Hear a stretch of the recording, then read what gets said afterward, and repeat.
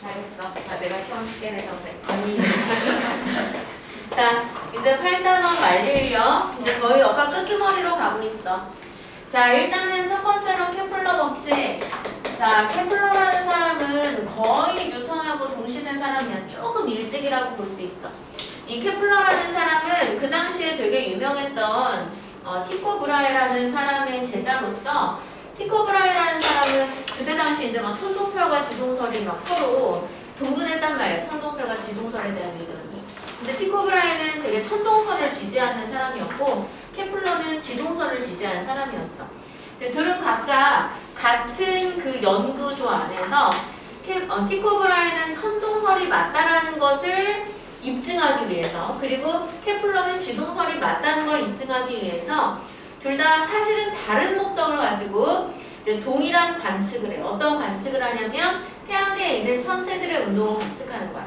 근데 사실 그게 말이 쉽지 되게 어려워요. 왜냐면 우리 지구가 정지되어 있는 상태에서 관측을 한다면야 얘네들이 정확히 어떤 운동을 하는지 객관적으로 파악이 가능하지만 우리 지구가 뭐 하고 있기 때문에 움직이고 있기 때문에 우리 움직이는 애들에 대한 걔네들의 운동을 상대적으로 파악한 것을 다시 절대적으로 바꿔야 하니까. 자, 그런데 그렇게 굉장히 오랫동안 관측을 했지만 티코 브라헤는 결국에는 천동설이 맞다라는 걸 정확하게 이제 입증하지 못하고 방광염으로 죽었어. 그래서 케플러라는 사람이 그 관측 자료를 가지고 태양계에 있는 천체들의 운동이 어떤 규칙성을 가지고 일어난다 라는 것을 밝히면서 지동설이 맞다라는 것까지 역시 함께 입증하게 돼. 자, 그래서 케플러는 관측 자료를 통해서 태양계에 있는 천체들의 운동을 이런 특징을 가지고 있다라는 것을 알게 됐고, 그걸 우리가 케플러 법칙이라고 하는 거야. 자, 총 3가지가 있어. 첫 번째는 타원궤도의 법칙. 별게 아니야. 그때 당시에는 천체들을 되게 신성한 것이라고 여겨가지고 뭐 지구가 돌던 하늘이 돌던 완벽하게 원을 그릴 거다라고 생각했었거든. 자, 그런데 관측 자료를 보니 실제로 원을 그리지 않고 타원 궤도를 돌더라. 그게 타원 궤도의 법칙이야. 근데 너네 타원 방정식 배웠어요?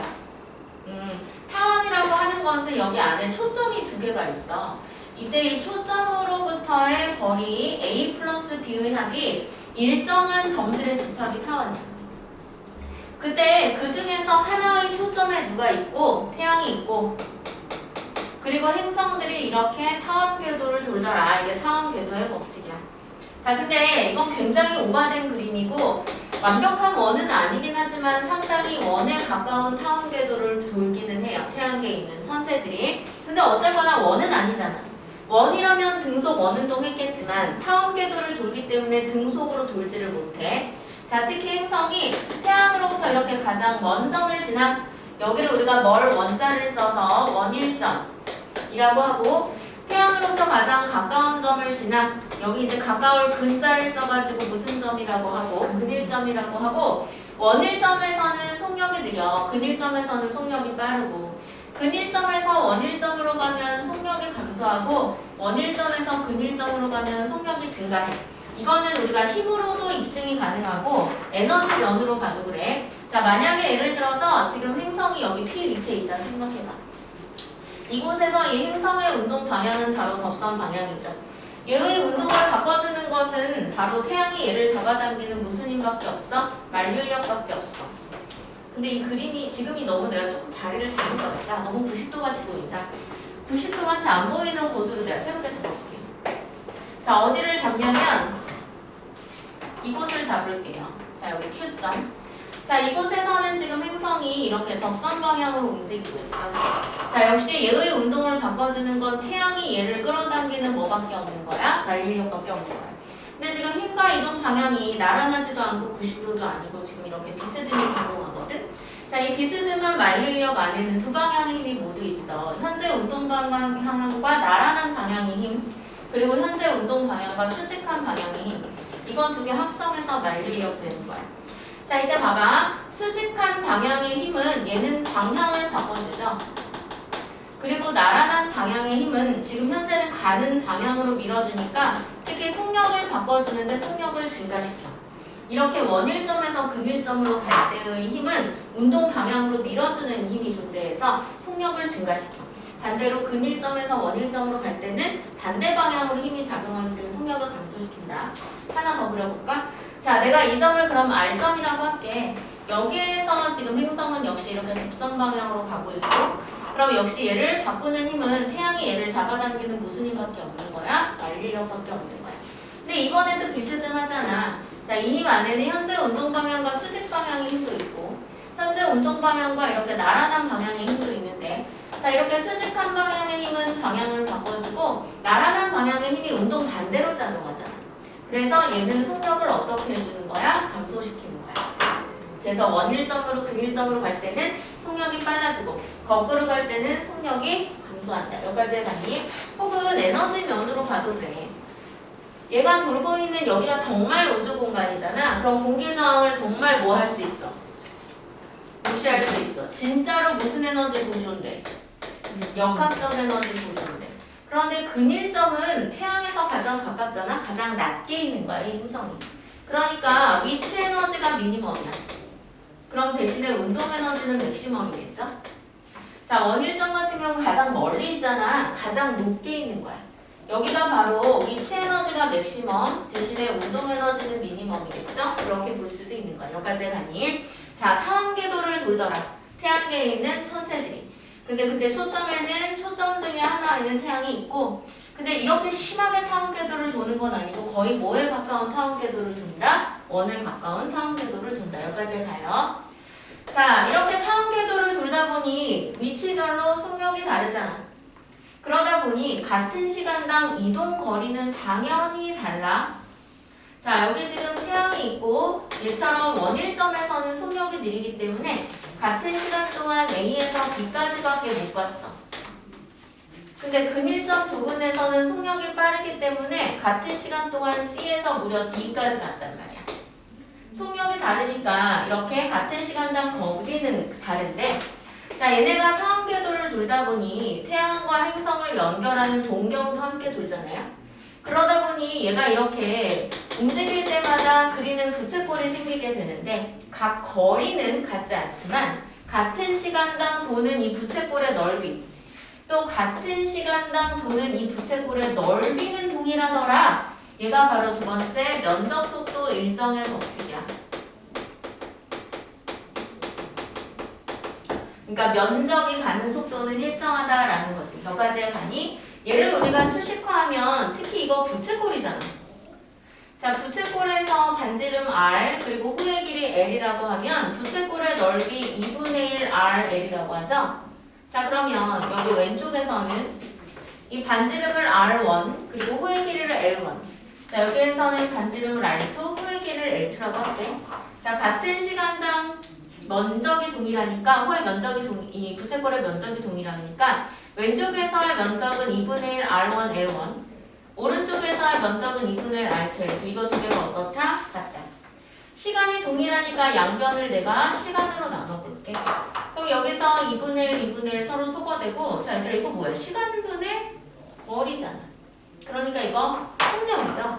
자, 그래서 얘는 R1, 그럼 이곳에서의 지나갈 때의 속력 V1, 이곳에서 지나갈 때의 속력 V2라고 했을 때 RV1이 R2, V2와 어떻다? 같다. 그래서 면적 속도 일정의 법칙 식으로 표현하면 RV의 곱이 어떻다? 동일하다. 근데 여기서 주의할 점은 이 R과 V가 서로 90도의 관계여야 돼. 타원에서는 원과 다르게 90도인 관계는 두 지점밖에 안 나와. 바로 원일점과 근일점. 이때 반지름 속도가 서로 몇 도? 90도가 되는 거죠. 여기까지 가니? 자, 그러면 이런 지점, 근일점도 원일점도 아닌 지점은 어때? 자, 얘 같은 경우에는 이 거리를 내가 스몰 r이라고 하고 이때의 접선 속도를 v라고 하면 90도가 아니라 세타잖아. 그럼 이럴 때는 90도 성분만 곱해야 되기 때문에 rv sin 세타를 곱해줘야 돼요. 여기까지 가니? 자, 면적 속도 일정의 법칙 알아두도록 합시다. 자, 그 다음 세 번째가 바로 조화의 법칙이야. 태양계에 있는 천체들이 태양을 중심으로 해서 공전하는데 특히 수금, 지화, 목토, 천해 같은 행성들도 태양을 중심으로 해서 공전하지. 그때 한 바퀴 돌아오는데 걸리는 시간을 우리가 공전 주기는 우리 약자 라지 T 썼잖아. 생각해봐. 수성, 금성, 지구, 수금, 지화, 목토, 천해로 갈수록 공전 주기가 점점 길어질까 짧아질까?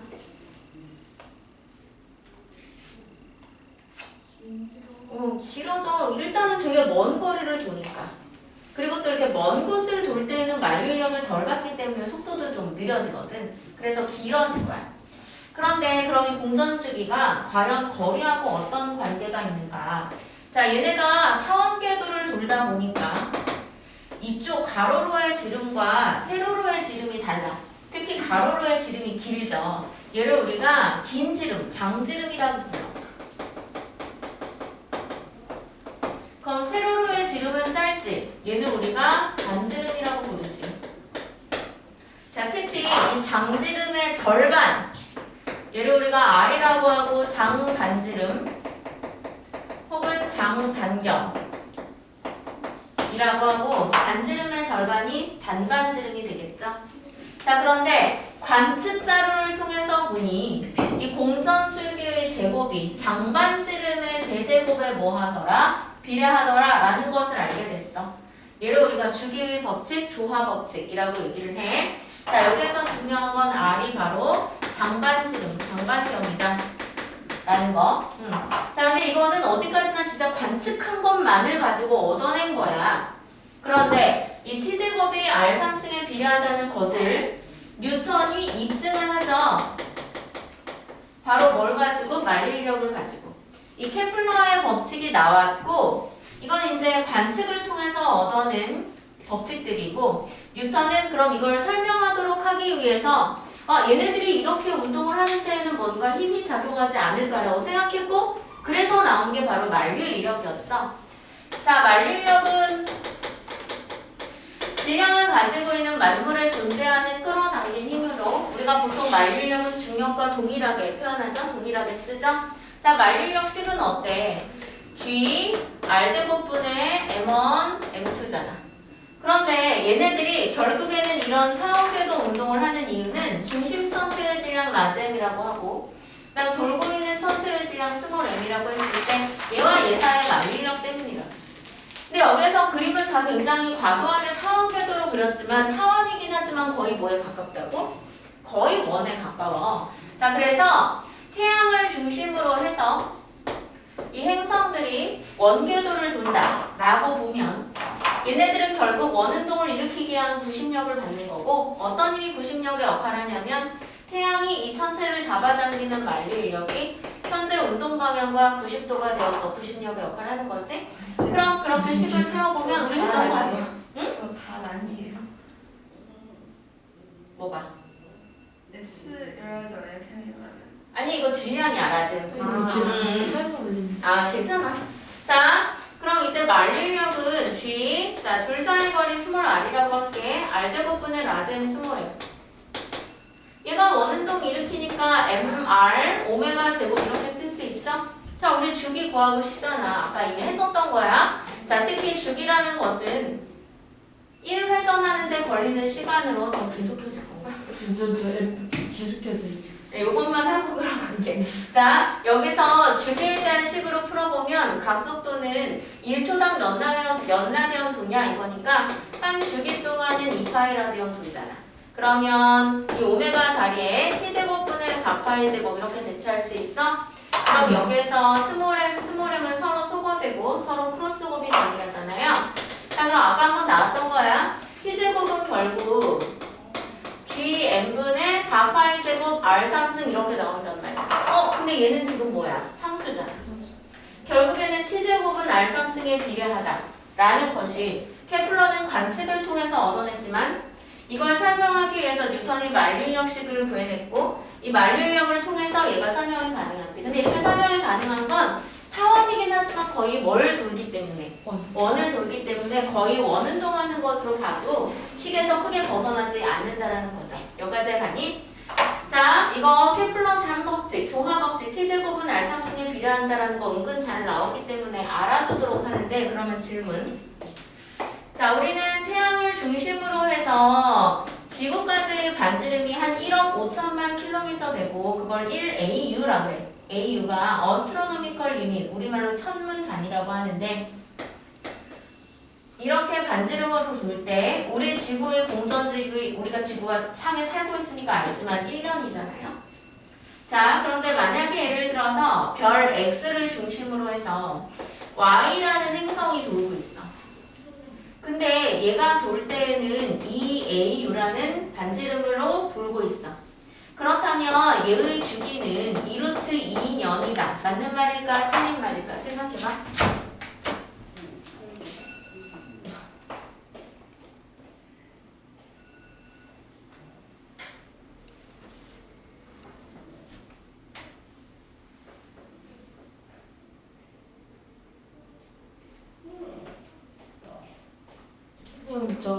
저 별이 해랑 진행 같아요. 좋았어. 자, 질량이 같다는 보장이 없기 때문에 맞다고 얘기할 수가 없어. 자, 우리가 t제곱은 r3승에 비례하다라고 한 것은 일단 기본적으로 태양계에서야. 태양계에서는 이 중심 전체가 태양으로 동일하지. 그런 경우에는 가능해.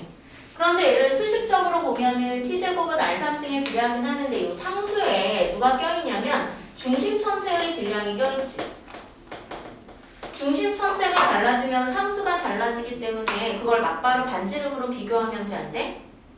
안 되는 거야. 자, 그래서 여기 지금 중심에 있는 천체가 태양과 질량이 같다는 보장이 없기 때문에 이때는 반지름이 2배가 돼서 2의 세제곱을 루트해서 2루트 2년이다라고 얘기할 수가 없어. 그럼 이런 경우에는 어떻게 해야 돼? 이 식을 유도해야지. 그래서 이때의 t와 이때의 t'을 비교해줘야 되겠죠. 얘 질량을 제시해줬으면 질량을 넣어서. 뭔 얘기인지 알겠니? 그래서 기본적으로 이 조화 법칙을 바로 반지름과 볼 때에는 중심 천체가 동일하거나 아니면 중심 천체의 질량이 어떨 때? 같을 때 사용할 수 있다. 여기까지 가요. 자, 그럼 다음 페이지로 넘어가 보자.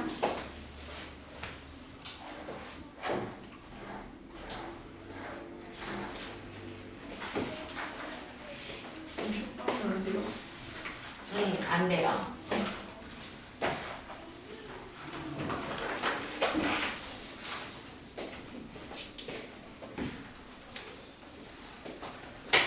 원래 잠을 잘 깨는 것 같아요. 계속 일찍이라니. 자, 우리가 지구 표면에서 중력을 받는다 라고 하면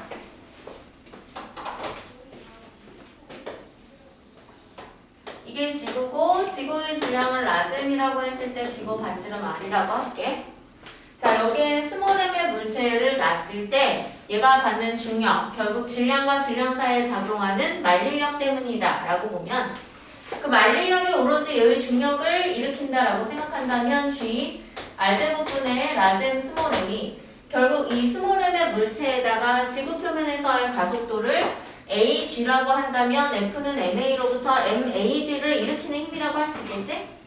자, 그럼 여기서 스몰 m 서로 소거돼서 지구 표면에서의 중력 가속도는 R제곱분의 GM으로 질량 스몰 m과는 무관하게 나와.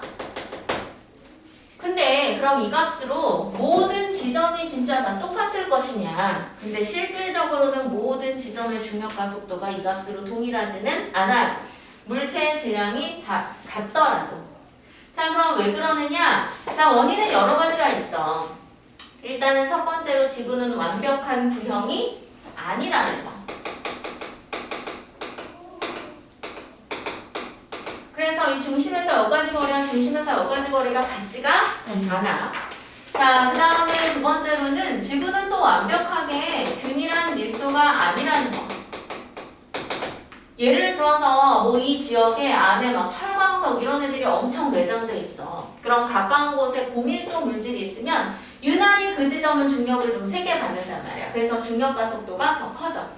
자, 그런데 뭐 얘네는 다 비균질하니까 어쩔 수 없는 건데 세 번째로 만약에 완벽한 구형이고 완벽하게 균일한 밀도더라도 사실 이 값으로 다 동일하지 않아. 왜냐면 지구가 정지해 있지 않기 때문이야.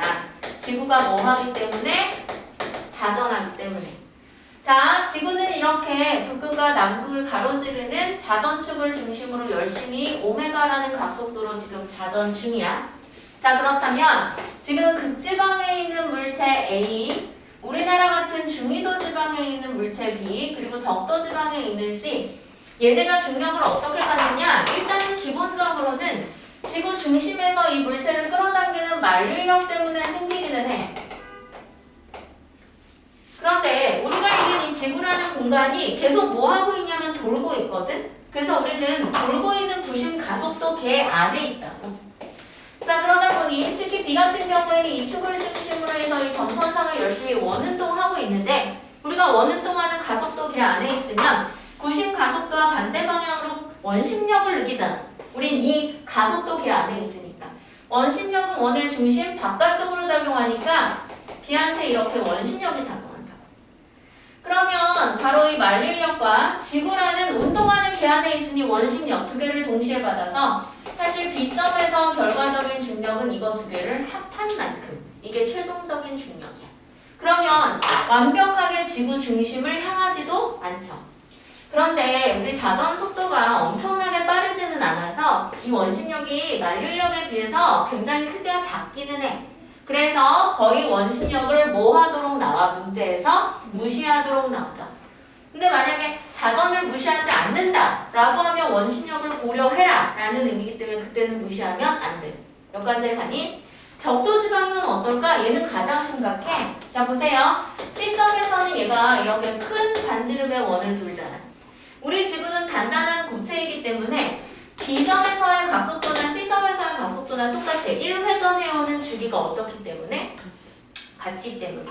그런데 mr 오메가 제곱이잖아. 원심력 크기가 구심력과 똑같이. 자, B의 반지름보다 C의 반지름이 크거든. 그래서 C에서는 더 원심력을 어떻게 받아? 크게 받아. 심지어 만류인력하고 정확히 어떤 방향으로 작용해? 반대 방향. 그래서 만류인력에서 원심력을 뺀 만큼으로 중심을 찾기는 하지만 오히려 이때보다도 더 작아진 알짜임이 새로운 중력이 되는 거야. 여기까지 가니? 자, 그래서 사실은 중력 가속도가 이렇게 만류인력만 고려한 가속도와는 지표의 위치마다 다르다. 그런데 A점 같은 경우에 회전 축상이 있기 때문에 얘는 원운동을 안 하고 있는 거죠. 그래서 얘는 오로지 무슨 힘만 받고 있어? 만류인력만 받고 있고 얘는 원심력을 받지 않기 때문에 극지방에서의 가속도는 이 값이 되는 거죠. 여기까지 이해가니? 자, 그 다음에 아래 껍질 정리.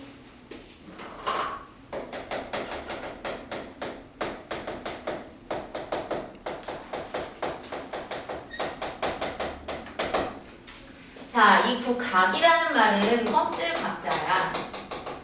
그래서 구껍질. 그런데 이 구껍질에서의 이 껍질을 이루고 있는 물질은 균일한 밀도이긴 해야 돼.